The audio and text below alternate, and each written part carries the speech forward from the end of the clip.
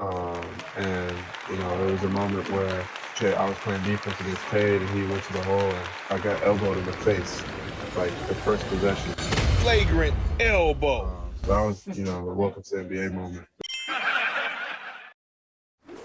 What's up, all you Detroit Piston fans? The Detroit Pistons played today against the Atlanta Hawks and lost 118-113 in a thriller. I will say this. Cade Cunningham being aggressive makes the Detroit Pistons a much better team.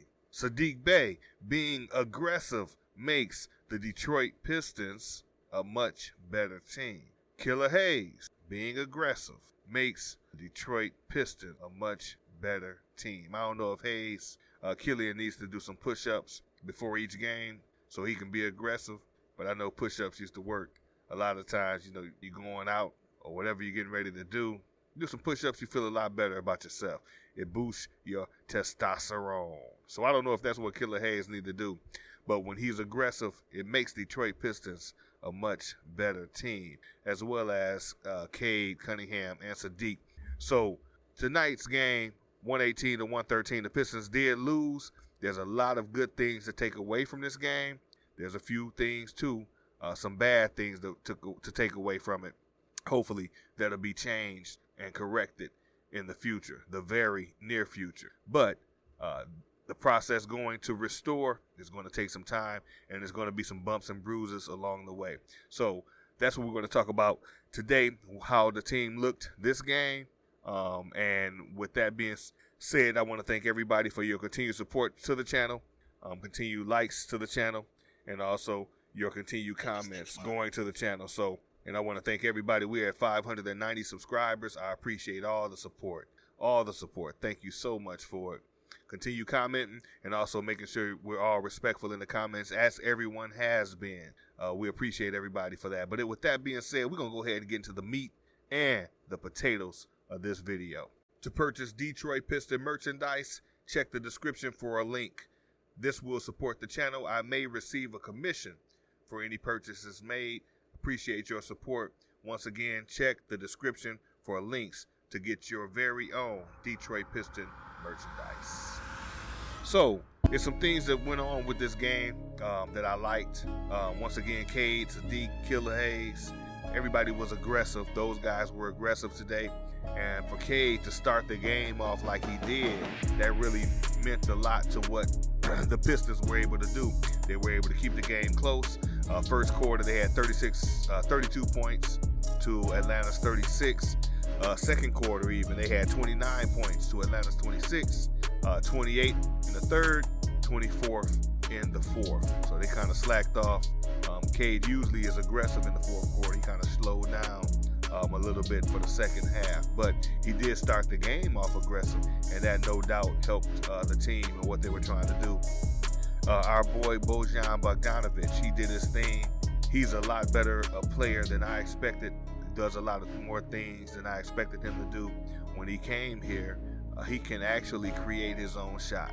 He can take people off the dribble, and he can get to the basket and create his own shot. And he finishes well, very well at the basket. And that's something that this team needs. The more shot creators the team has, the better. And Bojan has definitely earned his keep. You think about him versus Kelly Olynyk, and Bojan does a good job. Kelly will put the ball on the floor, but I wasn't happy when he did, because a lot of times it ended up in a debacle. If you don't know what debacle is, look it up. You probably won't find it.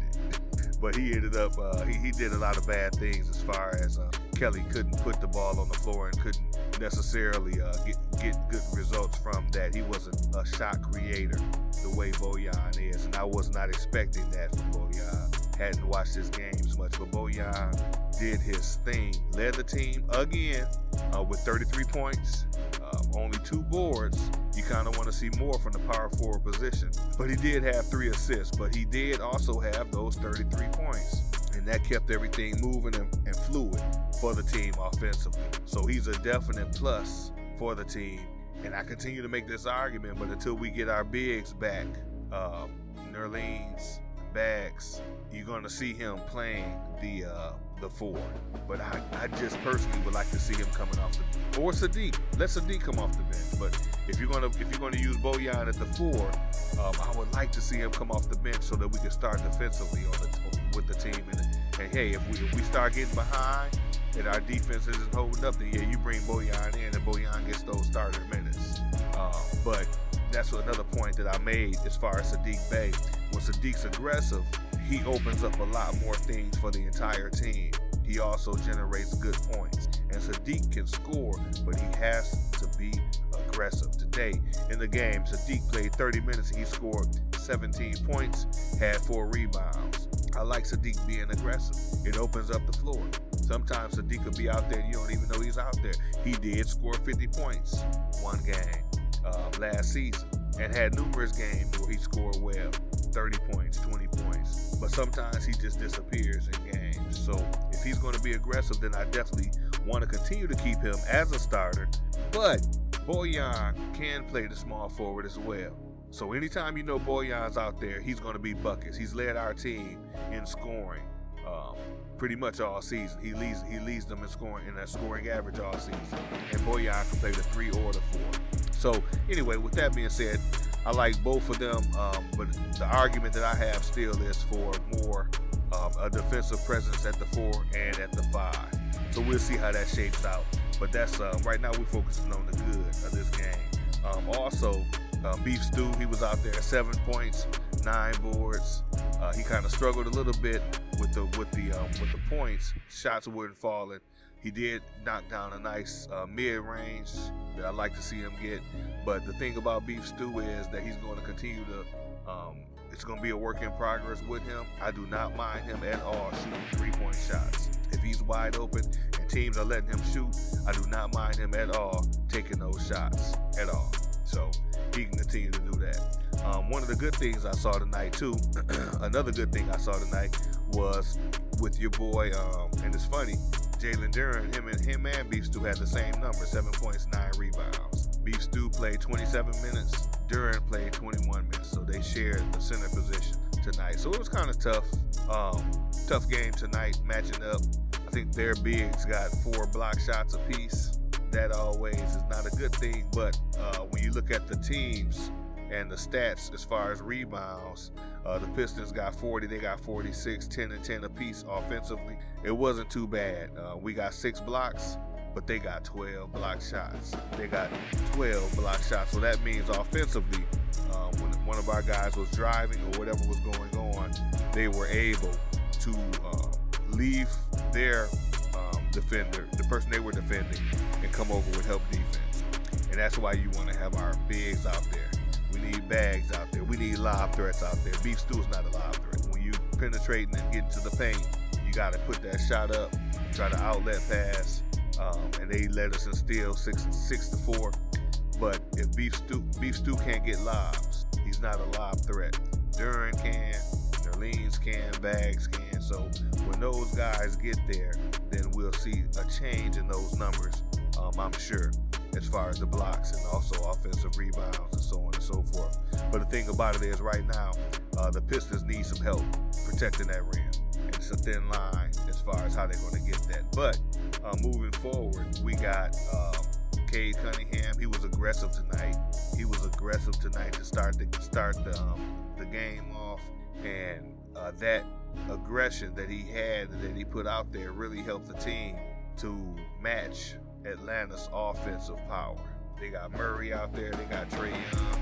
Atlanta has some weapons, and Detroit being with Cade being offensive, it helped take up the slack. So that brings up a big question with regards to Cade and his aggressiveness.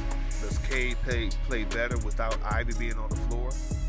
Is Cade deferring a lot to Ivy and other teammates, trying to get them going? And in doing so, is that taken away from his game? I think it is. I think Cade goes out there and he tries to let everybody go ahead and get going. And then he figures that, hey, I can turn it on late in the fourth if we need to. Or I'll shoot here and there. But you think about it, a lot of times when Cade's out there on the floor to start the game off, he don't even touch the ball on the offensive. You're our star. You're our leader. You're the leader for this team. Touch the ball. Take over the game early. Tonight he had 25 attempts, 25 shot attempts. He don't get that when Ivy's out there. But my argument is this with Cade with regards to game. Go ahead and just be aggressive. Be selfish starting the game off. Even if Ivy's out there. You think about last season when Grant was out with an injury, Cade balled out. He balled out. Now when Grant would come back and they both were playing together, Cade took a backseat. For whatever reason, maybe he's trying to be nice, but you got to take the game over. You Cade, you the number one pick. Take the game over. Be the Kobe sometimes on the team. You think about a lot of times we was arguing about, oh, if we get Westbrook, remember the Westbrook argument? If we get Westbrook, he gonna be the man of the ball. He gonna be selfish. Cade needs to be selfish. He needs to be the man of the ball. Take the game over. I don't care who's out there with you. Ivy's out there, that's fine. Take the game over early. Start being selfish. Be the Detroit Pistons, Kobe Bryant. Demand the ball. Tonight, he would go down, and if he had Trey on him, he knew that was a mismatch. He was aggressive. Wasn't looking to pass the ball. I'm driving. I'm taking it straight to the rim. Excuse me. I'm taking it straight to the rim. So Cade needs to do that, in my opinion. He needs to do that more and more and more, even with Ivy coming back. Be aggressive. Be the man and take the team up. We don't need 5 Tayshaun. I like Tayshaun, but he just was real passive. And I often would think and use that as an illustration, but we don't need passive guys on the team. If you got a skill and you can ball out, ball out. When Bojan's out there, how many of us are looking at Bojan like, oh, that's a bad shot when he shoots up a 3? No, we like shoot the ball. Every shot he shoots, we think it's going in. Now we see somebody else shoot a 3 that normally doesn't, then we like, come on, man, pass the ball. Come on. So the same thing with Cade. Take the ball, take the game over. When Cade does a shot or takes it to the hole, and it's a move that we seen him do before, he looks comfortable, then we're fine with that. Even if he missed, we're fine with that. When Bojan misses a 3, I'm fine with that. You take them, because you're going to make more than you miss. You take them. So Cade, I just hope he continues to play aggressively throughout the game, even when Ivy comes back. One thing about Ivy's gonna get the ball. Ivy's gonna get his shot off. Ivy is a shot creator, and he's gonna do what he has to do to get the basket inside the bucket. He's gonna do what he has to do to get the ball inside the bucket. He's gonna do what he gotta do. That's the way Ivy plays. He's gonna get transition buckets. He's gonna get steals, outlets. He's gonna score the ball. He doesn't need the ball to be fed to him in order to score. So don't worry about feeding Ivy the ball. Cade just needs to go out there and play basketball and get the ball rolling. The earlier the better. Don't wait till 6 minutes left in the fourth quarter. Take the game over early. Set the tone early. And I think he'll be able to do that. And I think if he does, that'll translate into some win. And I don't think it'll be an issue with Ivy because Ivy can create. And he's aggressive. Ivy's everywhere. Ivy's in there trying to get rebounds. Ivy's doing everything. Don't worry about Ivy. He gonna get his hands on the ball. Another good point that I saw with Cade today was Cade's mid-range game is on point. And I'm happy with that. I'm happy with Cade. You don't have to shoot 3. As long as you get a screen and you can get past your first defender, shoot that mid-range jumper. When that big try to jump out on you, shoot the mid-range jumper. It's okay. He does a good job shooting that mid-range jumper.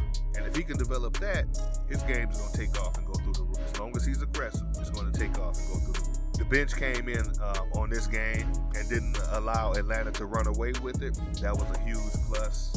We don't expect the bench to come in there necessarily and take the game over offensive, but score some points, but keep the other team close. If you can score points and end up with a lead by the time the starters come back in, excellent. But don't give up a lead. Don't get blew out while the starters try to get some rest. So the bench did a good job. The refs didn't show the team any love tonight, trying to make up some calls and things like that. It was one point in the fourth quarter, the Pistons had 3 team fouls. Atlanta, they put a stat up on the board. Cade had 20-something points. Trey 20-something points. Both of them scoring about the same. Trey had been to the free throw line 10 times. Cade had been to the free throw line twice. Of course, Cade wasn't necessarily aggressive getting to the basket, perhaps drawing some fouls, but I mean, my goodness, 2 to 10 free throw attempts, that makes a difference. when it comes down to it in the game, and especially in the fourth quarter. 3 team fouls, 1 more, and they shoot free throws every time, and then you want to try to make it up after the other team is shooting free throws. So that means that in crunch time, every foul counts as a basket or 2 for the other team while you try to play catch up or maintain the lead. Come on, didn't like that. As far as coaching was concerned, personnel was questionable. I'm not going to bash Casey too much, but I think that Corey Joseph probably played a little too long. He gets in the way. If you're going to let Corey Joseph play the game, let him play in limited minutes as needed, in limited minutes. But he gets stupid fouls. He's trying to box out somebody that's 5 feet taller than him, and he just looks like a fan out there playing with the team after he won some type of prize or deep stakes. Corey, he was out there too long. Put Killer Hayes back out there. Killer Hayes had a good record of shutting down Trae Young. Put Killer Hayes back out there. So that as far as that's concerned, that bothered me with the coaching. I'm not gonna bash him too much, but my thing is this: during crunch time, when the game is on the line, and you're down, and you're trying to maintain the lead. It's not the time to settle for anything other than what's best for the team and what the team has to offer. That will be better at that time. Rim protection to prevent offensive rebounds. We want to get rebounds. You don't want to give the team extra possessions or opportunities to score. And you got Corey Joseph out there defending a 7-foot center, 6'10", 6'11", off of a switch. Quit switching, especially during crunch time, especially in a close, tight game like this. Quit switching. Maybe that's not the best thing to. You don't want Corey Joseph. If this possession, every possession counts, you don't want Corey Joseph out there trying to box out another team center. You don't want that. Not if you're trying to win this game. So that's my thoughts on the game today. It was close, and truthfully, I feel that Atlanta is a team that the Pistons can beat. And a lot of that has to do with the fact that Killer Hayes plays Trae Young very well and shuts him down. I've seen it done last season multiple times. I wasn't expecting Ivy to be out this game, but with Ivy out, Hayes and Bojan did their thing, and they supported the team big time. 33 points from Bojan once again. Cade with 26 points. Sadiq Bey 17. Livers came in there, and I forgot to mention him, but Livers came in there and did his thing too. 24 minutes, Livers had 12 points, 2 boards, and 3 assists. The Pistons are continually getting beat and outmanned in the front court, so I look forward to Nerlens being in there, coming back soon. And we also have to remember that Burks has not been playing too. So when those 2 come back, I'm really looking for the bench at least to be built up and to have a better effect on the outcome of a game. So we just got to be patient. We just got to wait for that, and we'll see what's going on. One thing I did want to note, Hayes played 16 minutes, had 5 points, 1 rebound, 4 assists. Killer Hayes did do his thing defensively. He looked a lot better. He just didn't play that long. So for whatever reason it was, he just didn't play that long. Hamidou Diallo looked like he was forcing a lot of things. I think we need him just to calm down and relax, let the game come to him, focus on defense, quit trying to force the ball into the paint and score. Against bigs, if you're a Detroit Piston, you're not going to get calls that you think you should get. So don't try right now. Kevin Knox went out there for 5 minutes and did absolutely, but we want to continue to look at our team, and hopefully they'll focus on being defensive intensity. They showed a little bit of that tonight. I was pleased with their effort, especially after a bounce back after a couple losses like they've suffered here lately. But they still got to continue to work hard at it and give us more. Defensive intensity, to me, will lead to a little more victories and also leads to easy transition basket. That's the identity that I feel the Pistons will be most successful at here. But that's all I wanted to share with you guys here following the game. Pistons lost 113 to 118. Atlanta Hawks beat them. But there were quite a few positives. Aggressive Cade and aggressive Sadiq really helped the team do their thing. And once again, Bojan Bogdanovic leads the team in scoring with 30 points. So that's all I wanted to share. Thank everybody once again for your support. 590 subscribers. We are doing our thing. Thank you all. With that being said, stay safe.